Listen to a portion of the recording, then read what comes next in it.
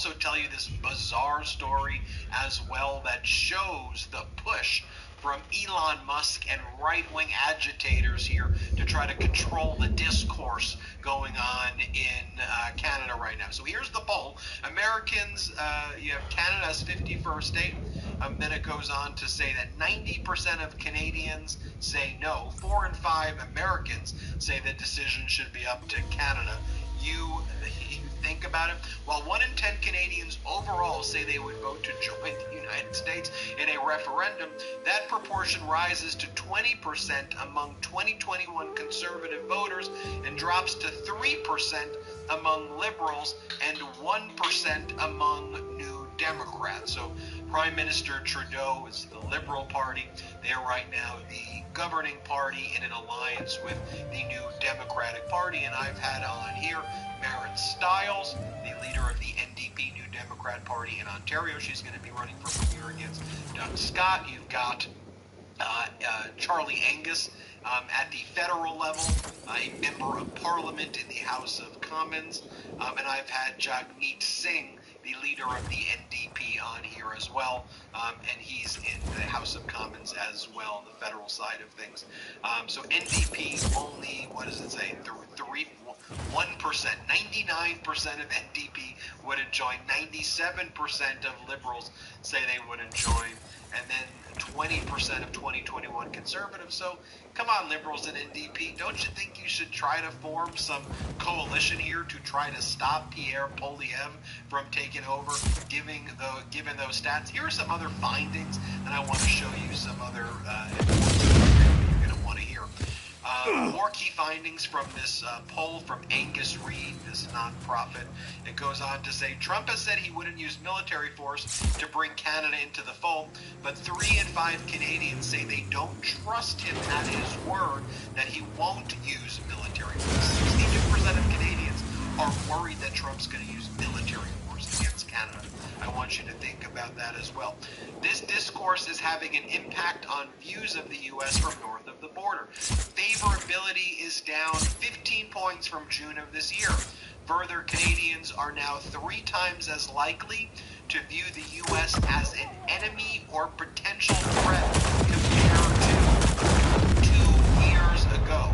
Think about that. ARI, the polling company, asked those Canadians who oppose joining the U.S. if any number of factors would change their view. Most said they would not change their stance if they personally lost their job, lost half their income, or if Canada entered a deep recession or depression. In other words, Canadians putting Canada first here and saying our dignity and respect matters more than anything else. And just take a look at this. As Donald Trump's threatening to annex Canada, you have the Canadian military using drones to train Ukrainian armed forces under Operation Unifying. That's what we used to be here in the United States under President Biden. Canadian military personnel have trained over 43,000 Ukrainian soldiers. Also, there was this piece that came out from FP, Foreign Policy magazine. It talks about how Trump is opening up a Pandora's box. Even if Trump doesn't mean what he says about annexing Canada or using military force against Greenland, essentially to declare war on our NATO ally Denmark, for which Greenland is a part of the Kingdom of Denmark, or Donald Trump's threat to use military force against Panama. Even if Trump is trolling, which, by the way, we should take Trump seriously, but even if he's trolling, what Foreign Policy magazine makes clear is, okay, great.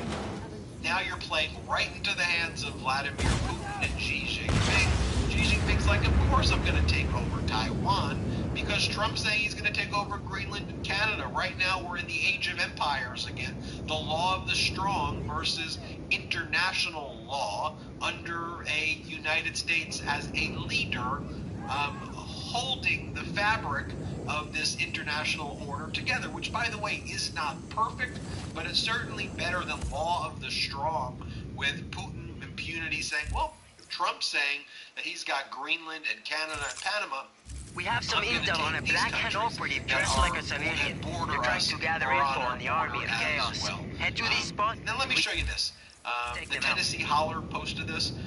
This is a segment from Jesse Waters, where Jesse Waters sends some idiot guy out with a, I guess I shouldn't give it out, sends some guy out with a microphone and interviews Canadians who are there, and just watch it for yourself. And maybe we'll win a Stanley Cup. We have health care. Well, we have guns. Yeah, well, we don't need guns. Can I see your guns? I don't have guns.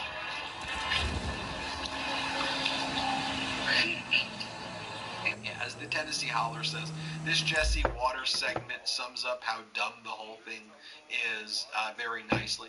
Charlie Angus says the following: my three biggest political concerns for Canada in 2025. One, a Pierre Poilievre majority government. Two, the parade of quisling Canadian leaders trying to cut side deals to sell out our nation. And three, the threats of Donald Trump. Nobody from the outside can beat us if we stand for Canadian values. Angus also was a member of Parliament, House of Commons MP. He says, I come from a mining town. I have always been fascinated by people, the history, and the unique spirit. In the deepest part of the mine, you encounter incredible characters. They are a tight-knit bunch, like this old-school miner who is teaching a young woman how to take on the work. And as Elon Musk amplifies a lot of these right-wing people, I found the sniper rifle. In Canada, You've got multiple targets to take out, and stay off the streets. Vancouver We don't want them to know it was you. Marquee cited as hate speech on X. Could you imagine? With all the stuff that goes on X, and Elon Musk says, he cites a Canadian strip club, a Vancouver strip club, for hate speech. Known for its cheeky signage, the Penthouse's latest quote took gentle aim at President-elect Donald Trump.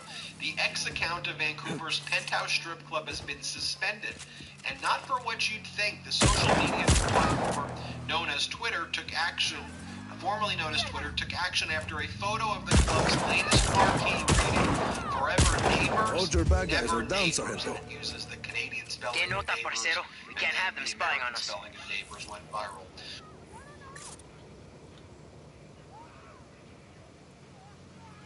Is the Canadian spelling of neighbors Hey, and then kid, the American spelling. we found of this neighbors thing went called viral. an ion The wording coil. references Amira says Donald it's Trump's exactly what we recent need for our trolling of lightning-proof Canada boat. by calling it America's Swing by 51st Media Lab. state, Give us and a hand. uses the juxtaposition of the Canadian spelling of neighbor against the U.S. neighbor for political satire.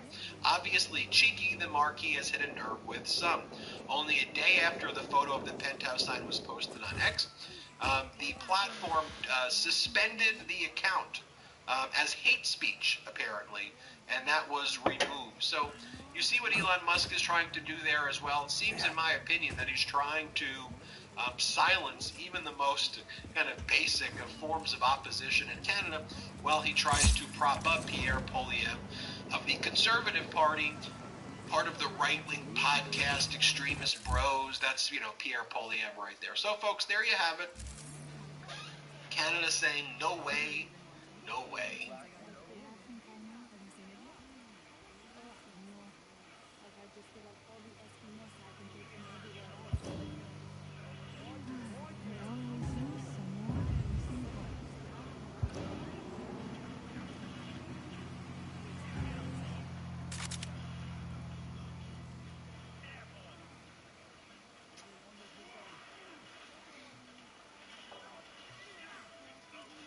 Like having a little me time.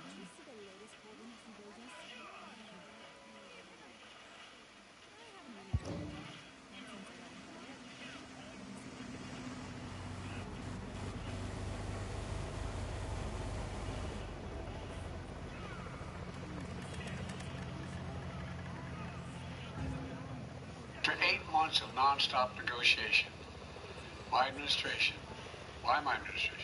a ceasefire and a hostage deal has been reached by Israel and Hamas, the elements of which I laid out in great detail in May this year. This plan was developed and negotiated by my team and will be largely implemented by the incoming administration.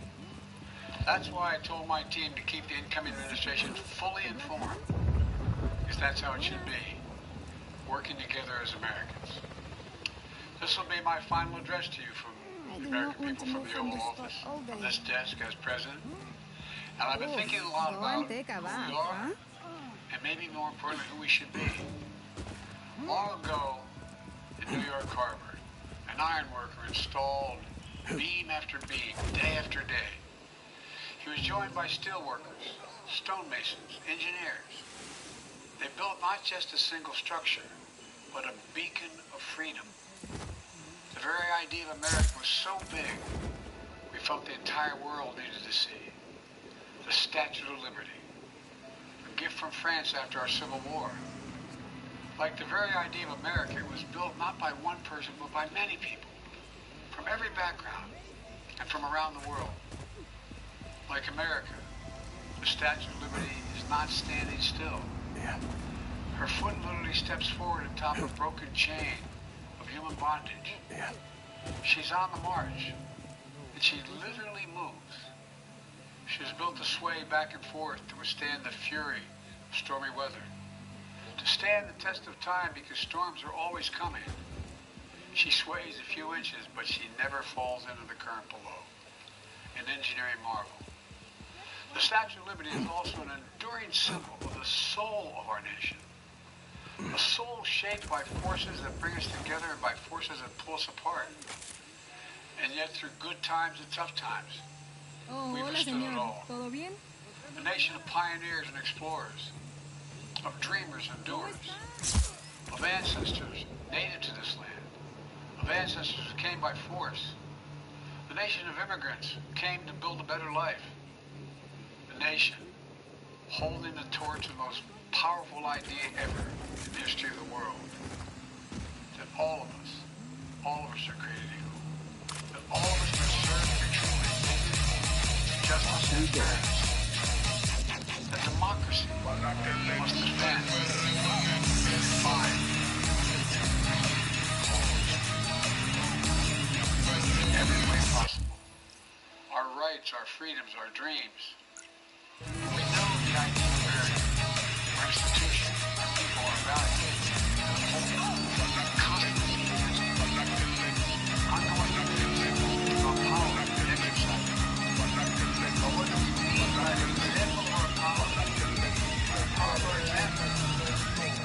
Shout out to our man Rico Rodriguez. I never would have gotten this station back up and running without him. Plus, he's also dismantling the Black Hand presence across the list, which is also nice. Believing in the idea of America means respecting the institutions that govern a free society. The presidency, the Congress, the courts, a free and independent press. Institutions that are rooted, they just might not reflect the timeless words, but they echo the words of the Declaration of Independence. We hold these truths to be self-evident.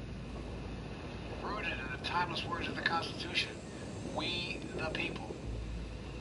Our system of separation of powers, checks and balances, may not be perfect, but it's maintained our democracy for nearly 250 years, longer than any other nation in history that's ever tried such a bold experiment. In the past 4 years, our democracy has held strong, and every day I've kept my commitment to be president for all Americans through one of the toughest periods in our nation's history. I've had a great partner in Vice President Kamala Harris. It's been the honor of my life to see the resilience of essential workers getting us through a once-in-a-century pandemic, the heroism of service members and first responders keeping us safe, the determination of advocates standing up for our rights and our freedoms, instead of losing their jobs to an economic crisis that we inherited. Millions of Americans now have the dignity of work. Millions of entrepreneurs and companies creating new businesses and industries, hiring American workers, using American products. Together, we've launched a new era of American possibilities. One of the greatest modernizations of infrastructure in our entire history. From new roads, bridges, clean water, affordable high-speed internet for every American. We invented the semiconductor, smaller than the tip of my little finger. And now it's bringing those chip factories and those jobs back to America where they belong, creating thousands of jobs. Finally, giving Medicare the power to negotiate lower prescription drug prices for millions of seniors. And finally, something to protect our children and our families by passing the most significant gun safety law in 30 years and bringing violent crime to a 50-year low, meeting our sacred obligation to over 1 million veterans so far who are exposed to toxic materials, and to their families, providing medical care and education benefits and more for their families. You know, it will take time to feel what we'll have done, all we're done together. But the seeds are planted, and they'll grow and they'll bloom for decades to come. At home, we created nearly 17 and my God, more than any other single administration, a single service, working with our healthcare networks. And overseas industry, still operating. Pulled ahead of our competition with China. So much more. I'm so proud of how much we've accomplished together for the American people. I always dream of coming administration's success because I want America to succeed.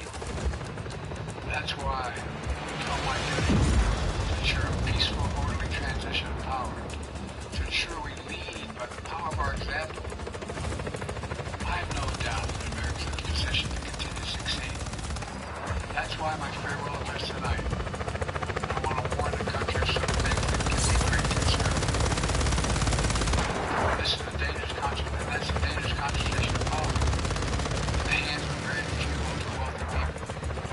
The dangerous consequences if their abuse of power is left unchecked. Today, an oligarchy is taking shape in America of extreme wealth, power, and influence that literally threatens our entire democracy, our basic rights, freedom, and a fair shot to get ahead. We see the consequences all across America. We've seen it before. More than a century ago, the American people stood up to the robber barons back then and busted the trusts. They didn't punish the wealthy. They just made the wealthy pay the play by the rules everybody else had. Workers want rights to earn a fair share. Now they were dealt the deal. And they helped put us on a path to building the largest middle class, most prosperous century any nation in the world has ever seen. We've got to do that again. In the last 4 years, that's exactly what we've done. People should be able to make as much as they can, but play by the same rules, pay their fair share of taxes. So much is at stake. Right now, the existential threat of climate change has never been clearer. Just look across the country, from California to North Carolina.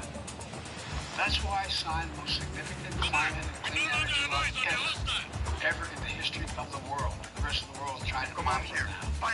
It's working. Creating jobs and industries of the future. Now we've proven we don't have to choose between protecting the environment and growing the economy. We're doing both.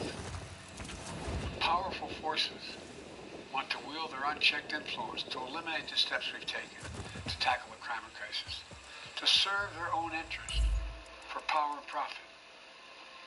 We must not be bullied into sacrificing the future of our children and our grandchildren. We must keep pushing forward, push faster. There's no time to waste. It's also clear that American leadership in technology is an unparalleled source of innovation that can transform lives. We see the same dangers, the concentration of technology, power, and